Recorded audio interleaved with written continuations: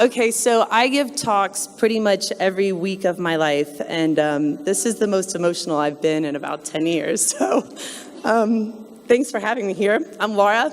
The cars were cool. I'm not sure if Tom Brady got a bigger round of applause or the cars, but yeah, he's very handsome and he's very nice. Okay, so this is my first time back at Sacred Heart since I graduated in '91, and I'm currently the president of Aston Martin. I'm really excited to be standing here in front of you. You'll see the picture behind me, and you might be curious as to what that one car is. That is a two-door Nissan Sentra, and that is the car that I left Sacred Heart in 1991. The other car is the one that I drove back in 2018 this morning.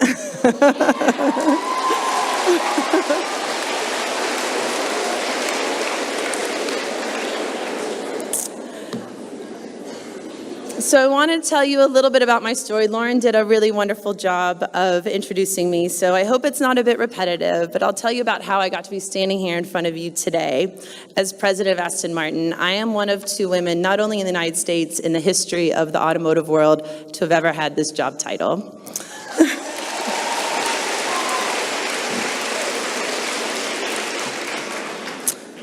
So I grew up here in Louisville, and my family's all over there. I don't know if you'll be able to recognize them based on the age of this picture and what we all look like now.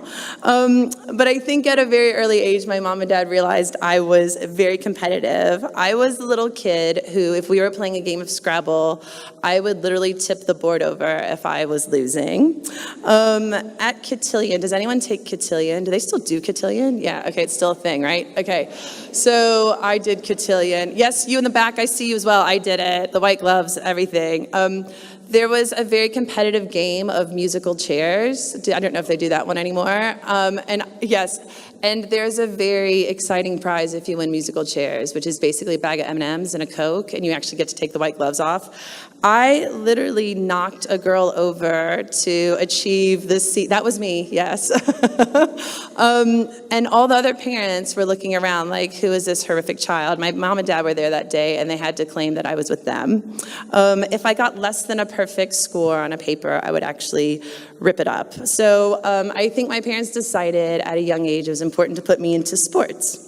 I fell in love with tennis watching my mom and dad play at Harmony Landing Country Club. And once I started playing tennis, that was pretty much it for me. That's all I wanted to do.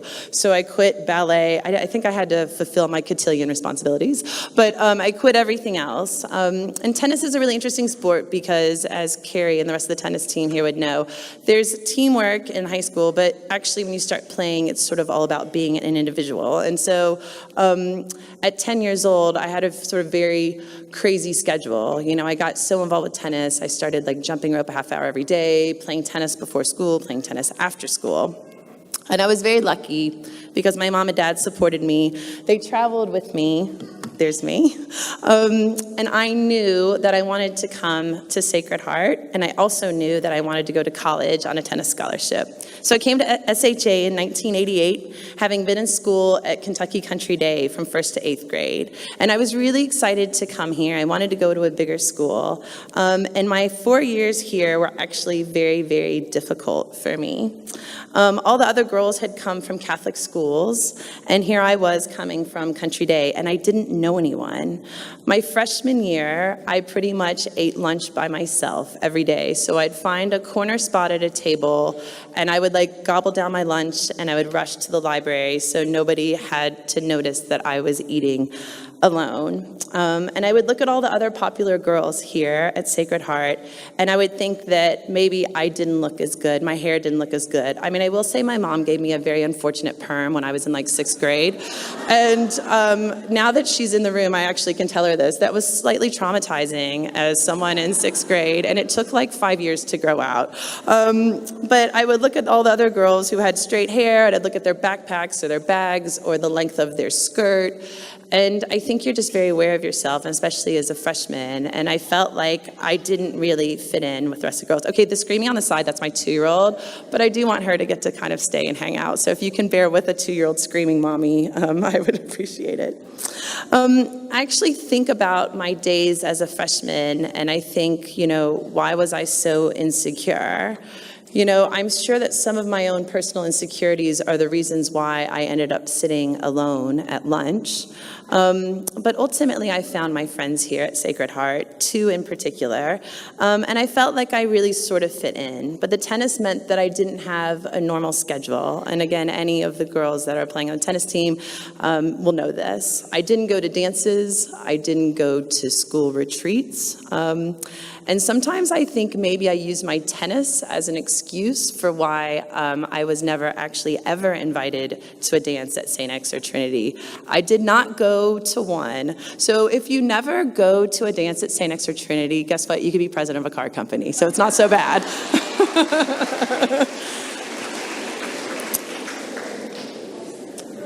Let me see if I'm turning it. That's me. I did stay focused on my grades, and tennis ended up me winning the state championship in singles, but more importantly, we won as a team, and that was really the beauty of it. As I got ready to graduate from Sacred Heart, I was recruited to basically every top university, and that was a pretty amazing and overwhelming experience in and of itself. After taking my college visits, I decided that there was only one school for me, top 20 in academics, top 20 in tennis. And it seemed like the people sort of looked like me there, and that was Notre Dame. Again, a note to my mom and dad. They really, growing up Catholic, the thought of someone going to Notre Dame is like, that's the Mecca, if someday Laura could go to Notre Dame. I almost considered not going. This is what a 17-year-old would do, just because they wanted me to go so badly. But I did make the right decision by going to Notre Dame. I had an amazing 4 years, and I was captain of the tennis team my senior year. But like many people in college, I still had no idea what I wanted to do when I graduated. Kate, you seemingly know what you want to do. I had no idea. I had dedicated my life at that point to tennis. I'd played some pro tournaments, but I basically realized that I wasn't going to be a professional tennis player. I was probably like a half a step slow, and that was a really tough realization. I dedicated my life to tennis, and all of a sudden to know that my career was coming to an end. I also picked a very interesting major of government and Spanish, so I had a double major from Notre Dame. I don't really know that much about the government, and I am not fluent in Spanish. So I don't know if that doesn't give Notre Dame enough credit, but I didn't know what to do with my degree. So like anyone else with a government major, I decided to go to law school. I went to the University of Kentucky College of Law, and I found, again, those 3 years very challenging for me. I'd finally found my fit at Notre Dame. So if I really had struggled in high school a bit to sort of fit in, I went to Notre Dame and I felt like I really found a place that I belonged, as the captain of the tennis team. And there I was in law school, and everyone seemingly knew that they wanted to be lawyers. I really considered quitting after my first semester. So I remember finishing my first semester of law school, and law school is very, very hard, by the way.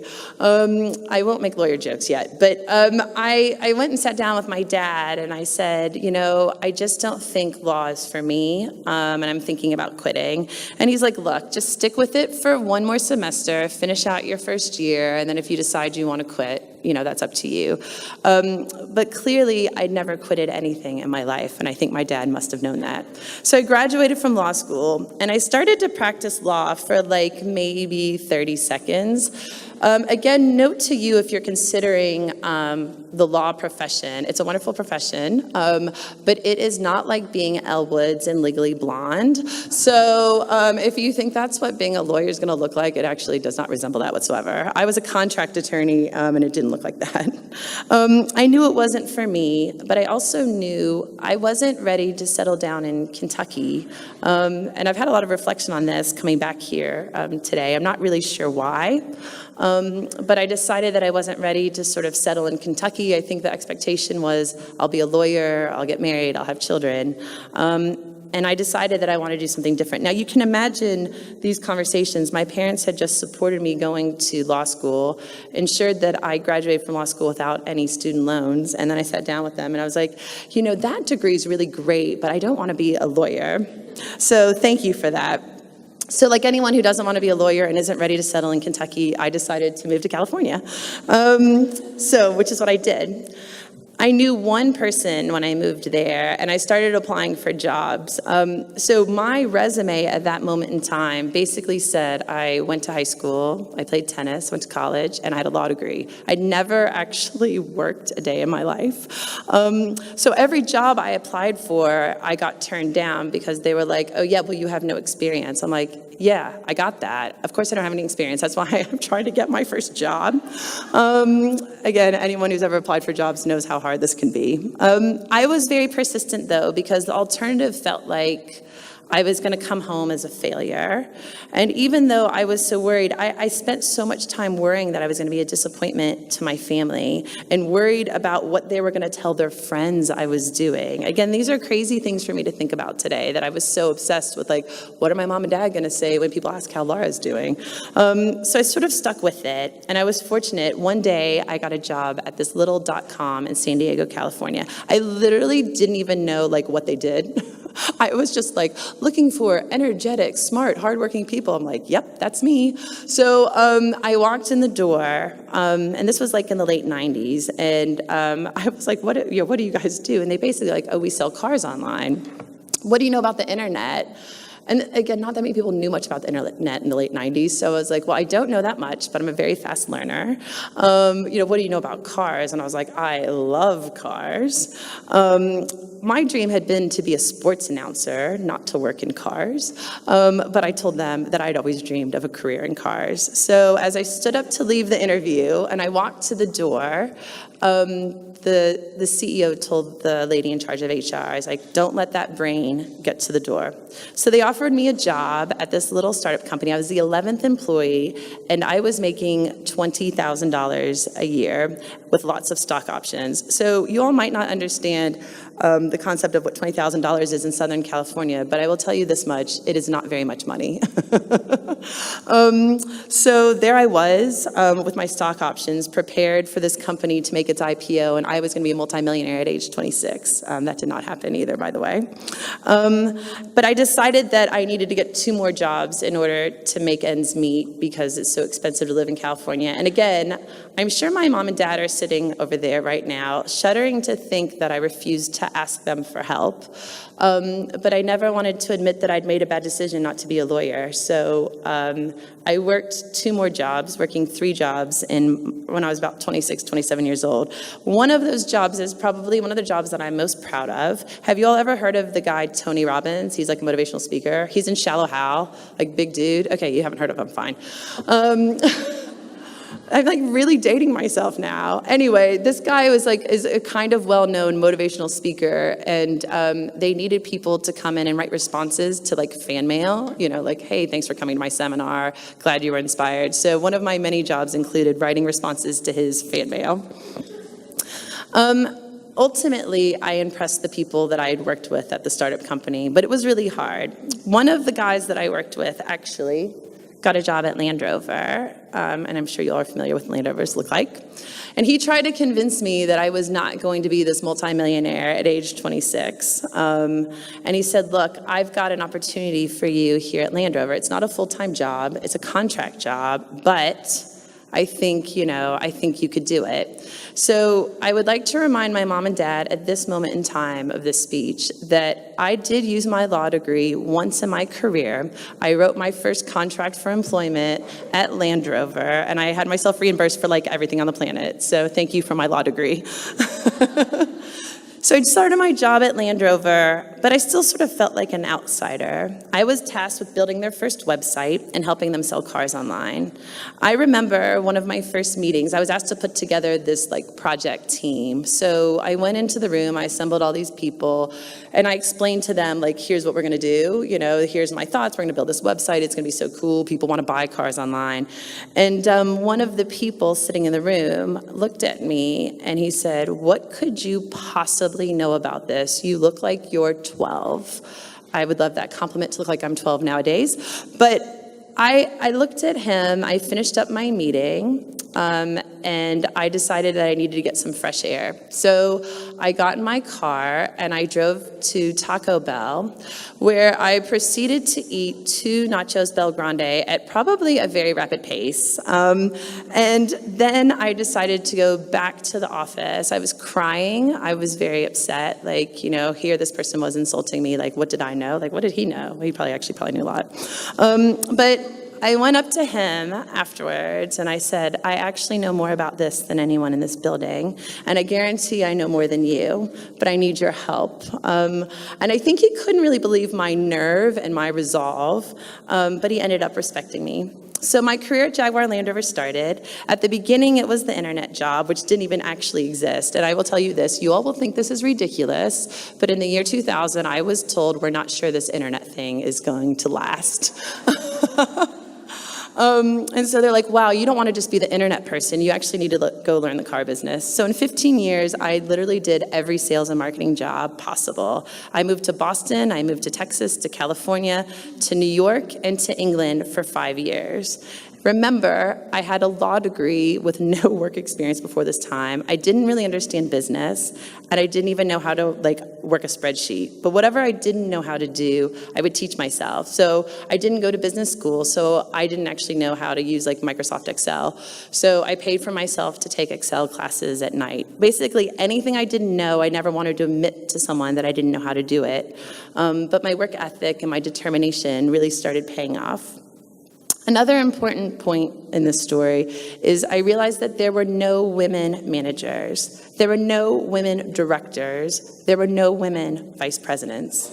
And actually, I would look around at all of the corner offices, and in every office, it was filled with a middle-aged white man wearing a navy suit. Well, who was I going to look to for my style? Forget what I knew about spreadsheets. How was I supposed to dress? How should I speak? Should I cut my hair? Which I've obviously decided not to do for many years. But I got the best advice from the best female role model that I know, my mom. She told me just to be myself. And she's always told me that. And of course, in high school, I didn't want to listen to her. But she was right. She told me that there would be challenges along the way in my career, but to always trust myself, to dress how I wanted, to talk how I wanted.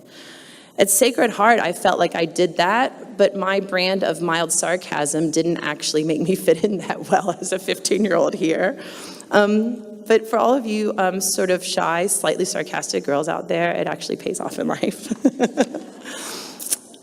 As well, it wasn't all smooth sailing. You might think I worked there for 15 years, everything went perfectly for me. I was turned down for many jobs. I've been told I'm too nice, I can't be ruthless enough, I smile too much, and clearly I am not capable of having tough conversations.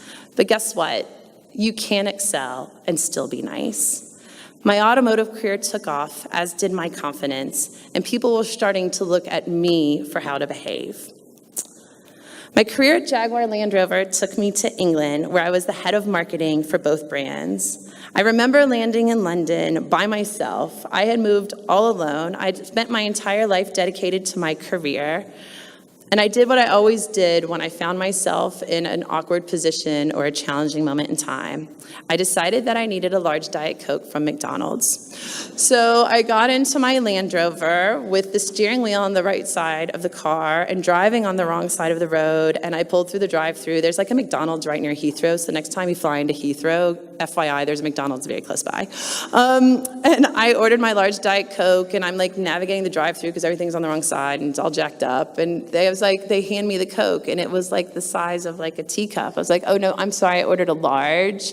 The guy's like, this is a large? I was like, oh yeah, everything's smaller in England. And actually, when I moved to the UK, I really undercalled the sort of cultural differences. You think that they speak English, so it must all be the exact same. When I got there, there were 100 directors of about 30 or 40,000 people, and I was one of them, but you could count the number of women on one hand. And I was committed to being a different type of director. I wasn't going to wear a navy suit. I obviously don't have a British accent, although I can fake one quite well. And I was determined to change the culture of the business. And I've always been determined, as I've gone through my career, to change the culture of the automotive business. And I think about it now, how had I gone from being in a cube, almost fired a few times, to actually being a director of this business? But the first year in the UK was really tough.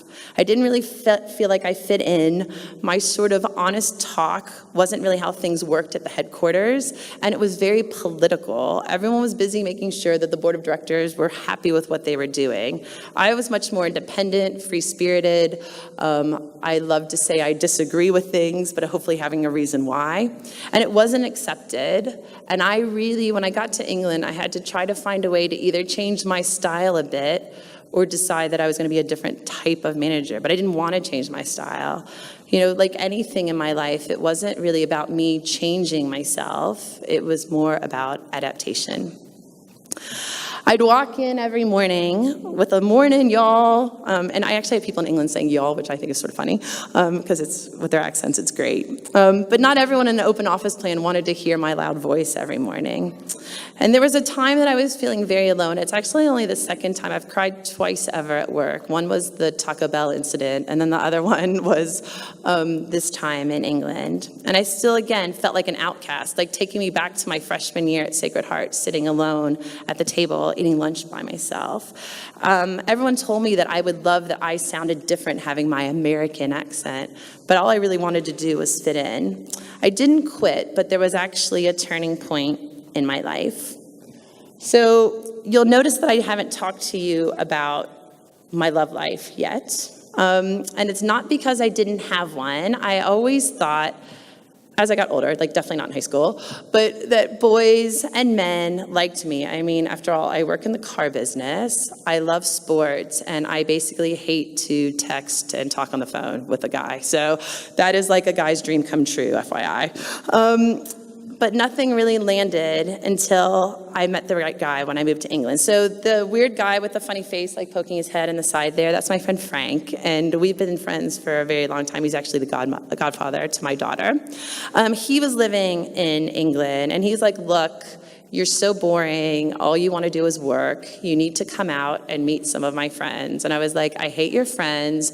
You sit in pubs and drink too much beer. Why do I want to hang out with you? And he's like, because you're boring. So anyway, I decided that I would go out and meet Frank one night and all of his cool new British friends.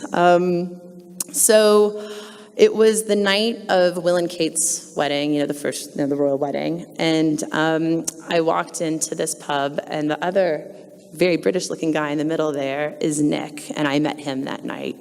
And I guess, interestingly, I spent my entire life defining myself after I finished playing tennis by my career. You know, when people asked me who I am, I would tell them, like, my job title. And here I was meeting Nick. He could care less what my job title was. He didn't care about my career at Jaguar Land Rover, or that I love Notre Dame football, or that I live and die by Kentucky basketball results. Actually, he just seemed to like me. He asked me out for months, and I said no. So that was April. He asked me out for probably 4 months. And on the 4th of July, there was a knock at my door, and he was standing there with an apple pie that he baked for me. And I was like, okay, what guy does this, right? I was like, I actually think I'm literally obligated. It wasn't even that bad. So I was like, I think I'm obligated to go out with this guy. So he picked me up in a car, and knowing I was from Kentucky, we went to the track. We went to the horse racing, and there was the car was filled with champagne. I was like, wow, I've never had someone put this much thought into a first date. And I fell for Nick very quickly, and my happiness and comfort with him actually really helped me at work. And now that I think about it, I spent my whole life showing everyone that I could do everything on my own. My mom even tells stories, they dropped me off at preschool. I was like, don't pick me up, I literally want to stay. I just was sort of this independent person since I was a small child. I certainly never needed a boyfriend because that seemed too needy to me. But here I was, older in my years and excelling as a director because I'd found my partner in life. Somehow, finding someone that I could actually share my own failings, my limitations, the things I was working on, made me feel better. And because of Nick, I've grown as a person and as a president.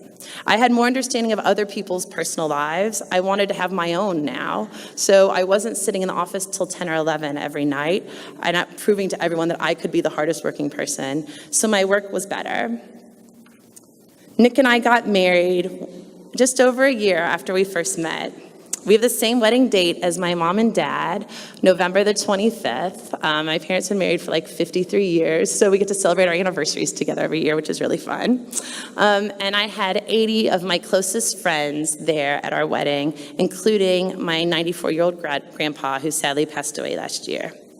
So after I got married, my mom was prompt to share with me all of the necessary advice to be a wife. Things like have a pot of boiling water on the stove when your husband comes home so he knows you're getting ready to cook.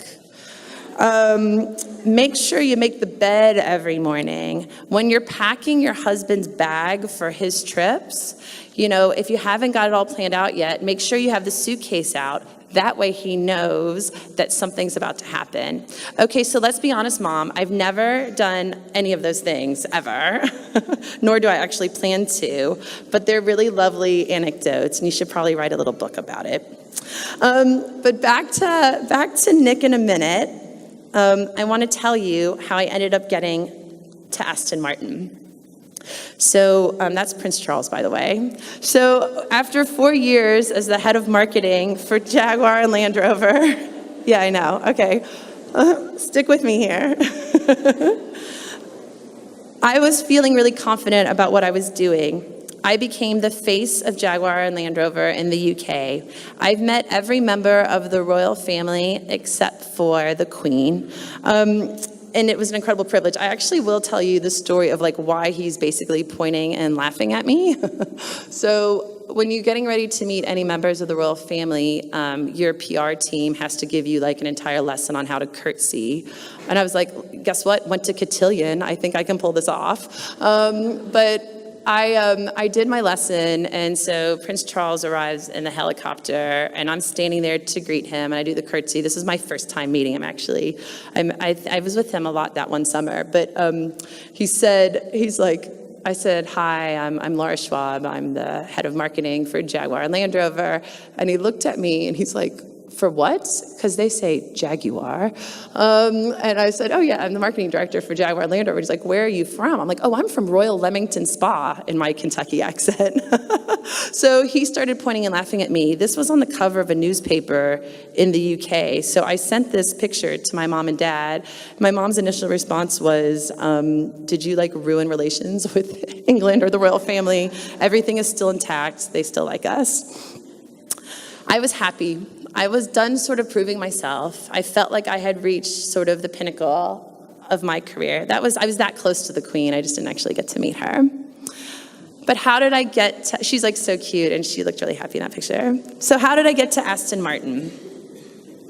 Well, one summer day, I was planning to go to a cricket match. So you all don't play cricket here, right? That hasn't become a weird sport in Kentucky. So I knew nothing about cricket. And clearly, going to a cricket match in London, I focused on what was most important, which was what I was going to wear, obviously. And I decided that, the people who play cricket wear all white, so maybe the spectators wear all white. They don't, but I did. So I was wearing my all white, getting ready to go to this cricket match, and I'd been contacted by a friend of mine who I'd worked with at Jaguar and Land Rover. He's chief marketing officer for Aston Martin, and he said, hey, would you want to take a tour of the Aston Martin factory? And I was like, so Jaguar, Land Rover, and Aston Martin are literally all sort of centered in the middle of England. I was like, that sounds like an amazing opportunity. Of course I would. I've got to go to this cricket match, and then I'll be right there. So I took the train back from London up to the Midlands, and I met my friend Simon to take the Aston Martin factory tour. And I was literally blown away. The factory is immaculate. Every single one of these cars is handmade. So there's a car parked out. I don't even know where the hell we are, but wherever it is, it's out back here. I know everything's different now here. Every car is handmade. It takes about 300 hours to make one Aston Martin.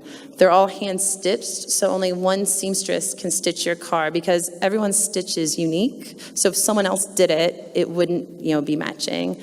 The badge on the front of the car, when you go and check it out, most car companies make those badges in their factory and they're made out of plastic. Ours is actually a piece of jewelry that comes from the jewelry district in Birmingham, England.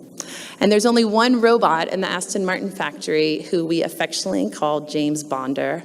Funny, right? These were the most beautiful cars I'd ever seen. And as we're taking our tour, I'm like, wow, this is really amazing. These cars are beautiful. We run into our CEO, Andy Palmer. What a coincidence. He just happened to be standing in the Aston Martin factory.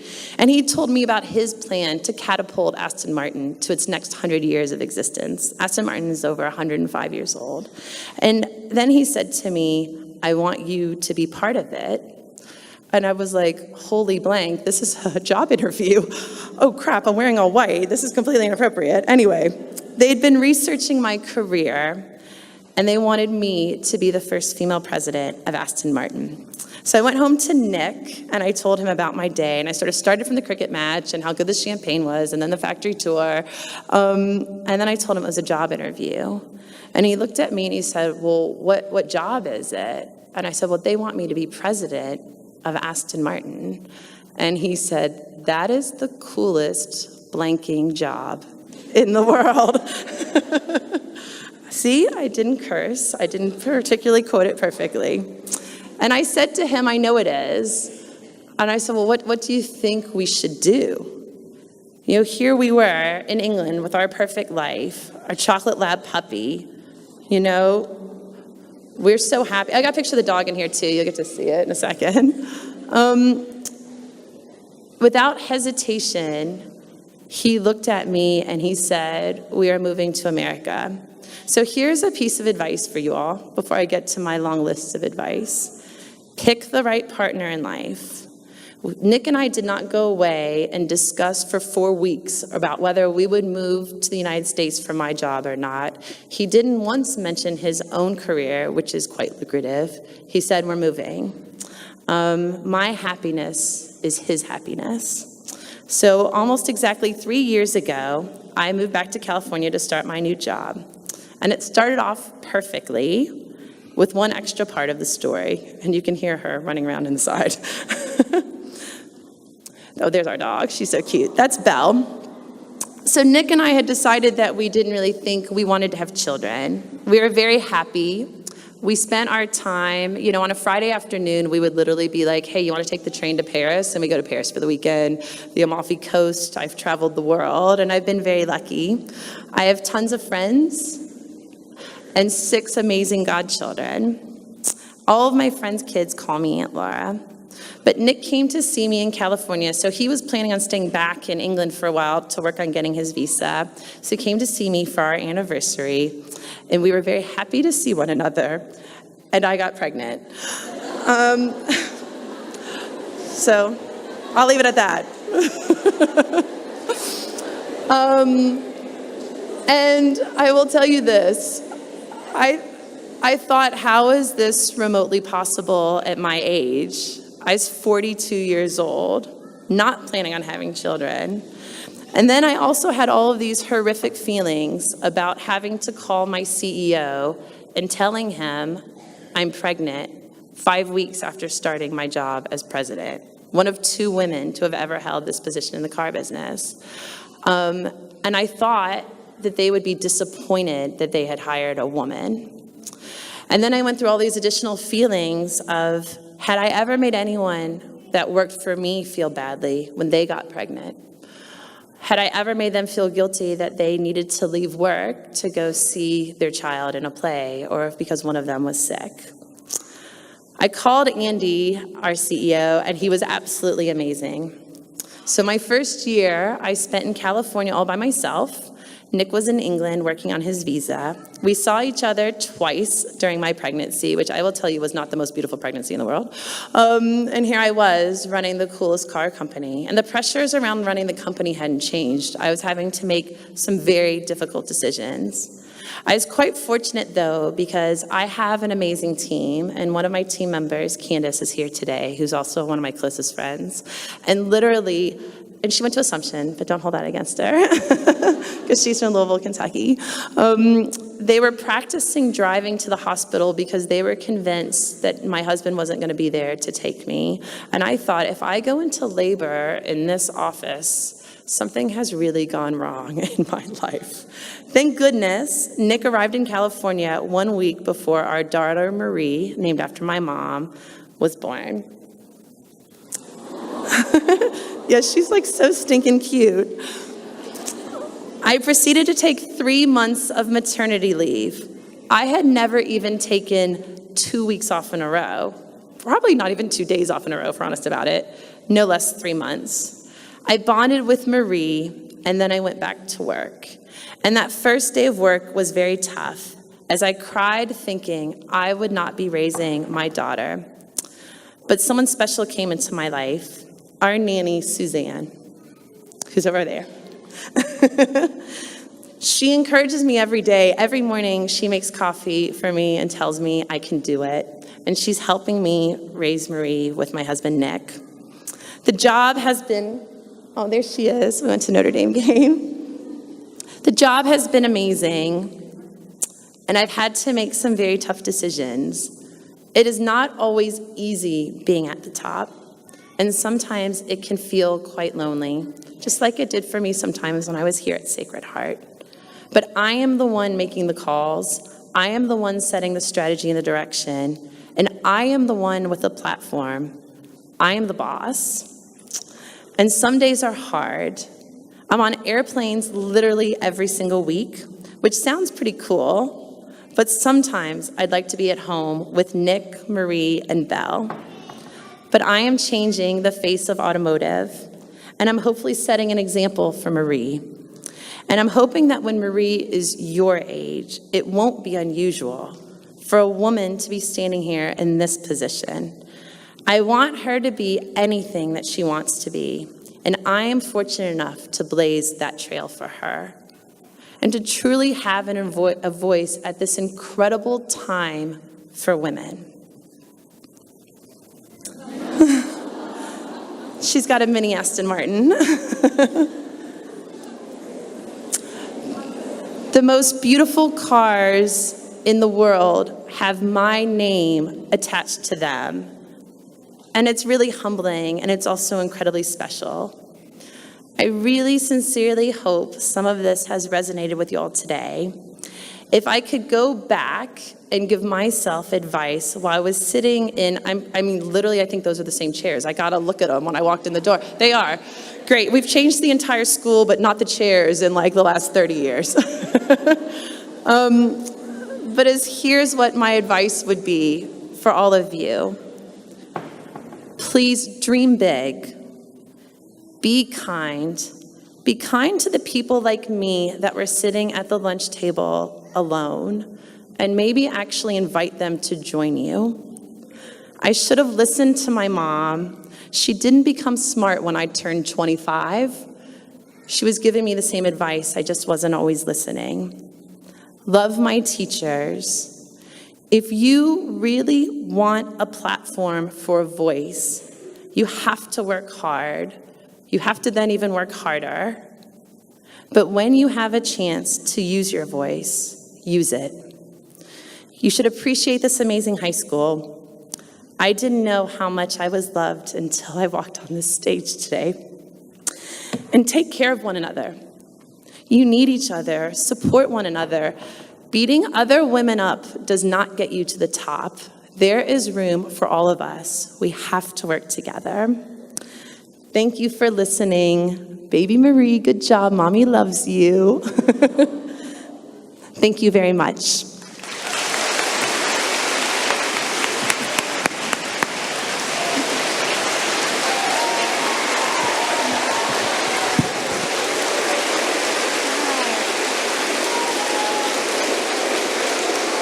Well, thank you to Laura.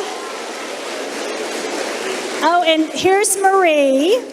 I'm going to invite senior, you all sit down. We still have a couple of minutes to ask some questions. I'm going to invite Kate Hardy, senior Kate Hardy, up to the stage.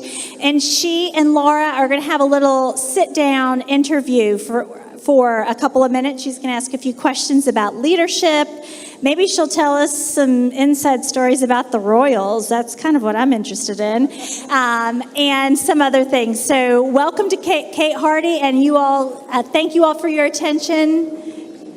And keep giving her your kind attention. Thanks. I know you already talked to us a little bit about your freshman year, starting at Land Rover and wearing white to the cricket match, just feeling a little bit like an outsider in a lot of experiences. How did you overcome those experiences? Not always that well, to be quite frank. And I think, I usually found that the best sanity I could have would be to call my mom and ask her for her advice. She's the one that had kind of lived with me through all of these awkward experiences. I wish when I was sitting alone at the lunch table here at Sacred Heart that I would have just asked someone to be my friend, which sounds crazy. I know. I actually was watching all y'all walk in the door, and I'm like, oh, they all have people to sit with for the assembly. And I remember panicking, being like, well, I'm not going to have anyone to sit with. I'm going to be sitting by myself. So I guess what I wish I would have done differently is I probably should have just asked someone, hey, can I sit with you? It's not that hard to do, but when you're 15 years old, it can kind of feel like it. And then, really rely on my mom. I talk to her 4 times a day. So even still, yes, as a 45-year-old woman, I talk to her 4 times a day. You seem so confident. You are such a leader. How do you think you develop those qualities, especially from maybe being a little timid in high school and sitting alone? Yeah, I really think for me it came down to sports, and my tennis career is what sort of gave me the confidence, because you have to get out there and perform in front of people. And on a tennis court, it's just you. And I really feel like my sports and my sports career is what gave me the confidence. I never felt like people disliked me. I wasn't mean or anything. And they were like, oh, well, she's good at tennis. So that's a redeeming trait. But I think the tennis really gave me my confidence. But I guess what I would say to y'all is, let's say you don't play sports. Not everyone does, right? No big deal. You have wonderful traits, every single one of you. And make sure you remind yourself of what they are every day, because it's not easy being a teenager. I feel like sometimes I've blocked it a bit, but, remind yourself of what you think makes you special. And actually being unique is what's gotten me to where I am today. So I didn't fit in with everyone else. So again, the people that are oh, they're sort of different, that's actually a good thing. So in addition to tennis and the confidence you gained from that experience, how would you say that Sacred Heart's education helped prepare you for college and your career? Well, apparently I took a computer literacy class here that I've completely blocked. I was like, they had computers when I was here? What? But, you're receiving an amazing education here at Sacred Heart. And the teachers and the staff and the people here, you might not get to see this every day, but in the last year I've seen it. These teachers, all of the people that work here, they are so proud of you all and what you're doing and what you're accomplishing. So obviously the curriculum is really hard, and I know it's really tough, and you have to feel like you have to get perfect grades, but you're learning so much. And when you get to college, you're going to really feel like, from an education standpoint, you've really prepared yourself. So when you come in, when you have those times where it's really overwhelming, or you have a lot of work to do, or you're stressed out, what are some things that you do to kind of calm down or take time for yourself? Yeah, I think the thing that, I don't know. Today I was driving here probably too fast and blaring the radio really loud. So that made me feel, quite good. But one of the things that I do really well, and again, if you can do this, I highly recommend it. I can kind of step away from things. So all of us make mistakes. Some days I have very, very tough days, but when I walk in the door, I'm usually able to sort of compartmentalize it and block it and try to be in whatever moment that I'm in. Don't wish your time away here. Don't wish your years away. But you're going to make mistakes. I guess what I would say is find ways to block it, and whatever your release is, if it's hanging out with your friends or listening to really loud music or just a bit of solitude. I'm sort of one for, I watch a lot of crap television, actually. I just finished another season of like Southern Charm. I am killing brain cells on a daily basis with that. However, that is how I sort of create my own personal release because I work a tremendous amount. So now to talk a little bit more about Aston Martin and your role there. First of all, how fast were you going in that video? I think, so we were on the Formula One track in Montreal in that video, and we were taking the turns well above 150, 160, 170. Those are turns. So I was with a really famous race car driver there, and at first he was like, we're just gonna take it easy. And then I sort of wasn't expecting the pace within which he was gonna drive. And then they're like, we're filming you. And I'm like, I just cursed, great. But yeah, we were hauling ass. You can't say that either? Wait, okay, fine. Is that the fastest you've ever driven? Okay. Yeah, I've taken it close to 200. I was in a car I was just telling these guys this story. I was in a car in New York last week with Candace, and it was taking us forever. So I just tried to gun it just a little bit, and then all of a sudden I looked in my rearview mirror and there were cop lights, and I was like, no, this is not possible. I cannot be getting a speeding ticket. She's like on her laptop, completely oblivious to the whole thing. Like, I've got work to do. You deal with the speeding ticket. So when I get pulled over, I was like, how fast was I going? I didn't really think I was speeding. He's like, you were speeding. And I said, look, you cannot give me a ticket. I'm the president. And he's like, yeah, of what? I was like, this car. And then I proceeded to tell him, my brother's a major on the police force in Kentucky. Like, does that get me out of a ticket in New York? Jamie, it worked. So that was also good news. But I've taken it close to, 190 on a straight. So we hear that Aston Martin's newest model car has a Sacred Heart connection. Can you tell us a little bit about that? Okay, so this is a really great story. We have a car. I actually should have put a picture of it in the presentation. I'll make sure, Lauren, we'll send it out to you. It's a special car. It costs about $3 to $4 million. And it is literally like the coolest car you've ever seen in your life. And it has been aptly named the Valkyrie.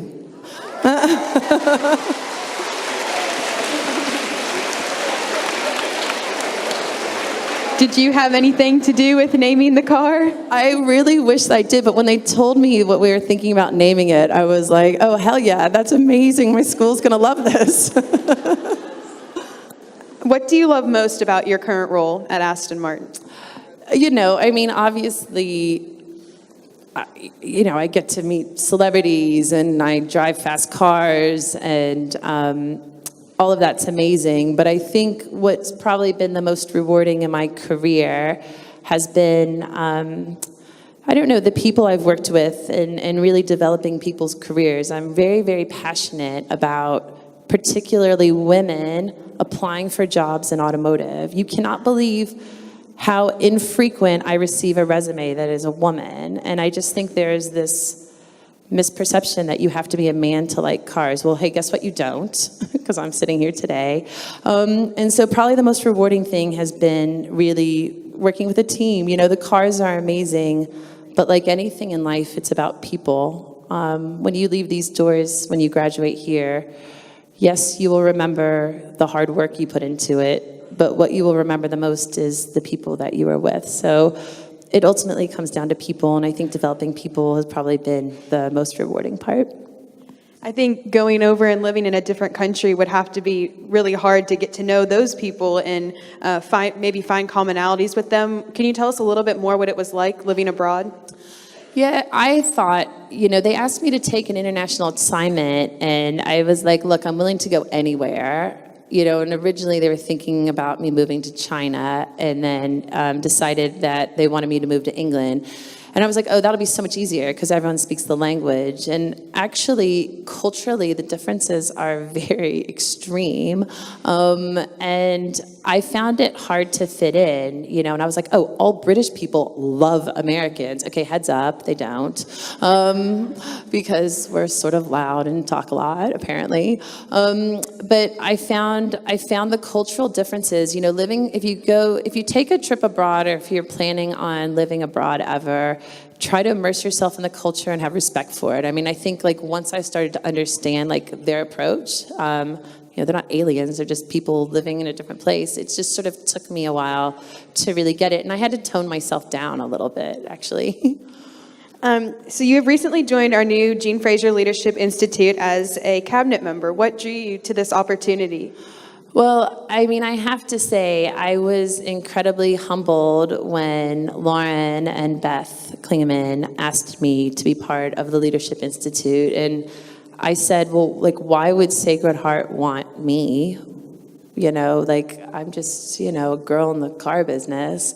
And then they explained to me what the Leadership Institute is all about. And it's really about empowering you and setting an example for what you all are going to do in your careers. And I thought if I could play, like, even the smallest of all roles in helping shape, if it's just one of you in here today that any of this resonated with, then I really want to be part of that. And so I'm really humbled and really honored to be part of the Leadership Institute. And hopefully we're going to help you all like have examples, you know, because you don't need to know what your career is going to be right now, but we're going to help you.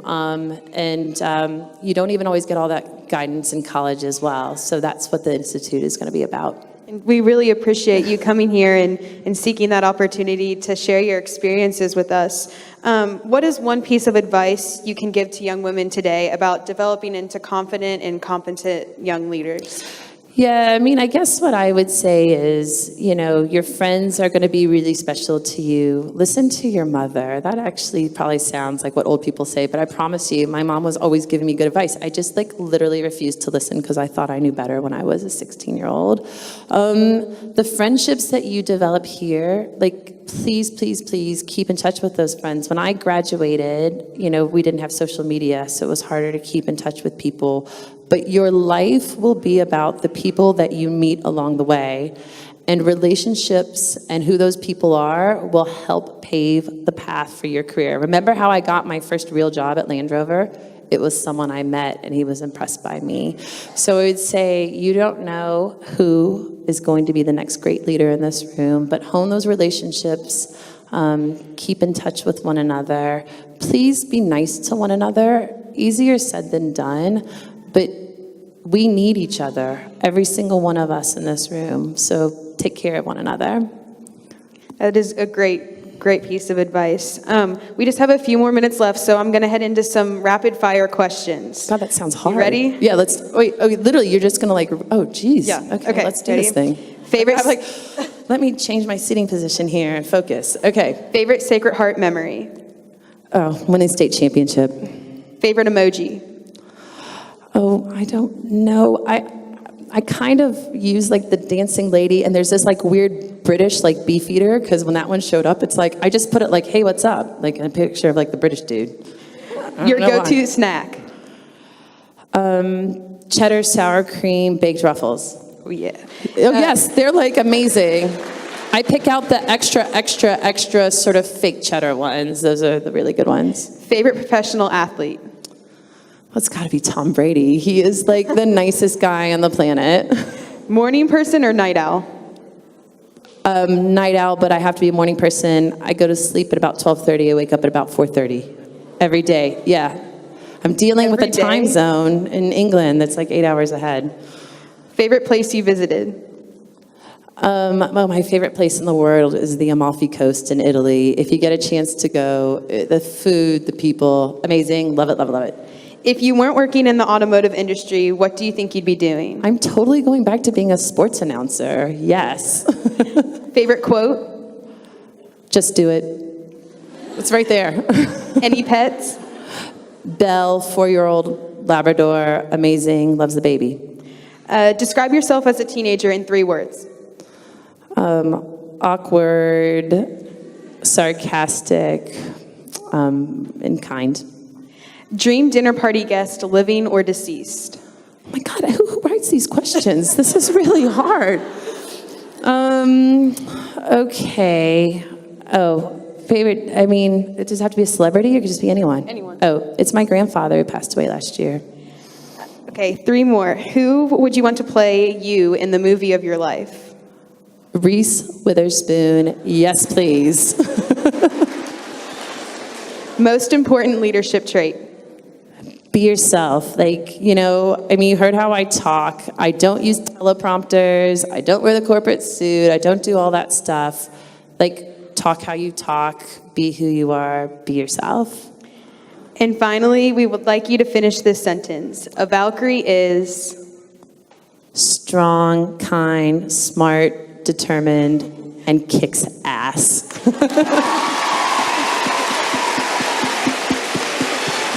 Thank you so much for coming today.